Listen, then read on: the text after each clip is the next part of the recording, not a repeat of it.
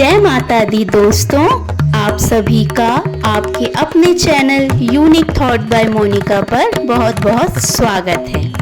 आज हम बात करने जा रहे हैं दुर्गा सप्तशती पाठ के अध्याय 10 के बारे में, जिसमें हम जानेंगे कि हमारी माता जगत जननी जगदम्बा ने किस प्रकार एक और महाप्रतापी राक्षस शुंभ का वध किया। जी हाँ, इस अध्याय में हमें शुंभ वध का वर्णन मिलेगा।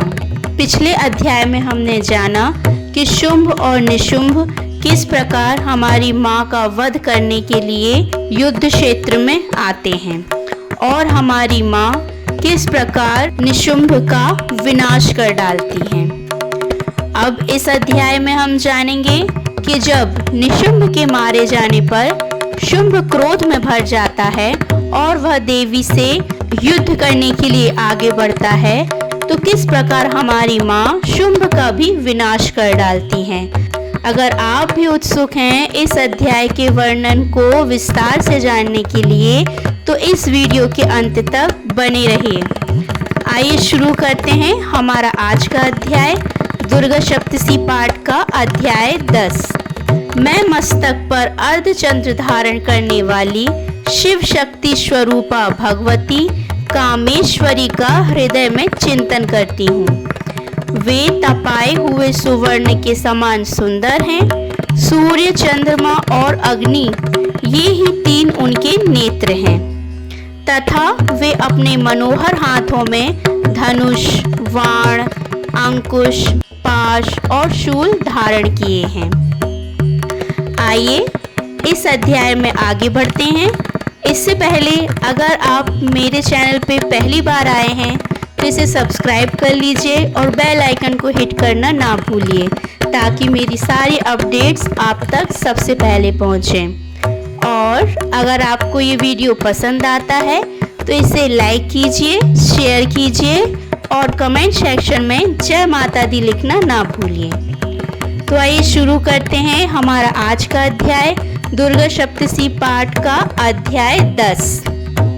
राजन, अपने प्राणों के समान प्यारे भाई निशुंभ को मारा गया देख तथा सारी सेना का संहार होता जान शुंभ ने कुपित होकर कहा, दुष्ट दुर्गे, तू बल के अभिमान में आकर झूठ मूठ का घमंड ना दिखा।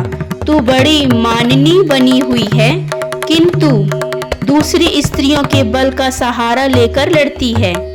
देवी बोली, ओ दुष्ट, मैं अकेली ही हूँ। इस संसार में मेरे सिवा दूसरी कौन है?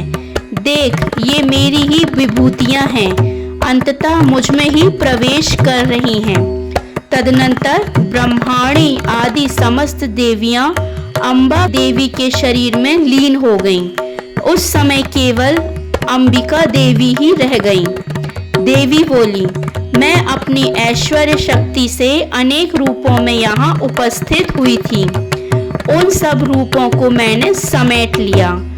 अब अकेली ही युद्ध में खड़ी हूँ, तुम भी स्थिर हो जाओ। तदनंतर देवी और शुंभ दोनों में सब देवताओं तथा दानवों के देखते देखते भयंकर युद्ध छिड़ गया।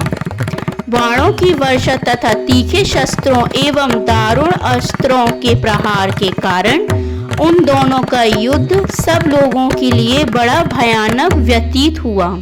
उस समय अंबिका देवी ने जो सैकड़ों दिव्य अस्त्र छोड़े, उन्हें दैत्यराज शुंभ ने उनके निवारक अस्त्रों द्वारा काट डाला। इसी प्रकार शुंभ ने भी जो दिव्य अस्त्र चलाए, उन्हें परमेश्वरी ने भयंकर हुंकार शब्द के उच्चारण आदि द्वारा खिलवाड़ में ही नष्ट कर डाला। तब उस असुर ने सैकड़ों बाणों से देवी को आच्छादित कर दिया। यह देख क्रोध में भरी हुई उन देवी ने भी बाण मारकर उसका धनुष काट डाला। धनुष कट जाने पर फिर दैत्यराज ने शक्ति हाथ में ली, किंतु देवी ने चक्र से उसके हाथ की शक्ति को भी काट गिराया। तत्पश्चात दैत्यों के स्वामी शुंभ ने 100 चांद वाली चमकती हुई ढाल और तलवार हाथ में ले उस समय देवी पर धावा किया। उसके आते ही चंडिका ने अपने धनुष से छोड़े हुए तीखे बाणों द्वारा उसकी सूर्य किरणों के समान उज्जवल ढाल और तलवार को तुरंत काट दिया।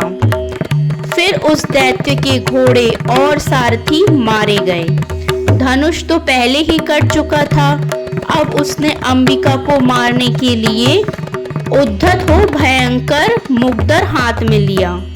उसे आते देख देवी ने अपने तीक्ष्ण बाणों से उसका मुग्दर भी काट डाला, जिस पर भी वह असुर मुक्का तानकर बड़े वेग से देवी की ओर झपटा। उस दैत्यराज ने देवी की छाती में मुक्का मारा। तब उन देवी ने भी उसकी छाती में एक चांटा जड़ दिया। देवी का थप्पड़ खाकर दैत्यराज शुंभ पृथ्वी पर गिर पड़ा, किंतु पुनः सहसा पूर्ववत उठकर खड़ा हो गया। फिर वह उछला और देवी को ऊपर ले जाकर आकाश में खड़ा हो गया। तब चंडिका आकाश में भी बिना किसी आधार के ही शुंभ के साथ युद्ध करने लगी। उस समय दैत्य और चंडिका आकाश में एक दूसरे से लड़ने लगे। उनका वह युद्ध पहले सिद्ध और मुनियों को विस्मय में डालने वाला हुआ।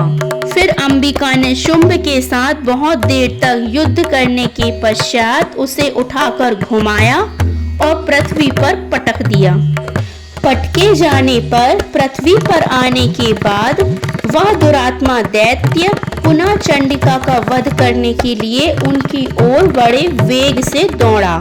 तब समस्त दैत्यों के राजा शुंभ को अपनी ओर आते देख देवी ने त्रिशूल से उसकी छाती छेदकर उसे पृथ्वी पर गिरा दिया।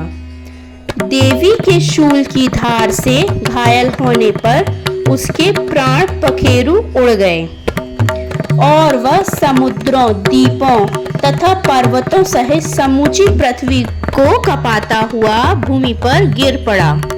तदनंतर उस दुरात्मा के मारे जाने पर संपूर्ण जगत प्रसन्न एवं पूर्ण स्वस्थ हो गया तथा आकाश स्वच्छ दिखाई देने लगा। पहले जो उत्पात सूचक मेघ और उल्कापात होते थे वे सब शांत हो गए तथा उस दैत्य के मारे जाने पर नदियां भी ठीक मार्ग से बहने लगीं। उस समय शुंभ की मृत्यु के बाद संपूर्ण देवताओं का हृदय हर्ष से भर गया और गंधर्वगण मधुर गीत गाने लगे। दूसरे गंधर्व बाजे बजाने लगे और अप्सराएं नाचने लगी। पवित्र वायु बहने लगी। सूर्य की प्रभा उत्तम हो गई। अग्निशाला की बुझी हुई आग अपने आप प्रज्वलित हो उठी तथा संपूर्ण दिशाओं के भयंकर शब्द शांत हो गए। इस प्रकार हमारी माता रानी ने एक और महादुष्ट का विनाश कर डाला। तो ये था हमारा दुर्गा सप्तशी पाठ का अध्याय 10। दुर्गा सप्तशी पाठ का अध्याय 10 यहीं पर समाप्त होता है। अगर आपने दुर्गा सप्तशी पाठ के पिछले अध्याय नहीं देखे हैं तो आप इस चैनल पे ज़रूर देख सकते हैं। मिलती हूँ आपसे दुर्गा सप्तशी पाठ के अध्याय 11 के साथ में। तब तक के लिए बने रहिए इस चैनल पर। माता रानी का गुणगान करते रहिए, खुश रहिए, अपना ख्याल रखिए। जय माता दी।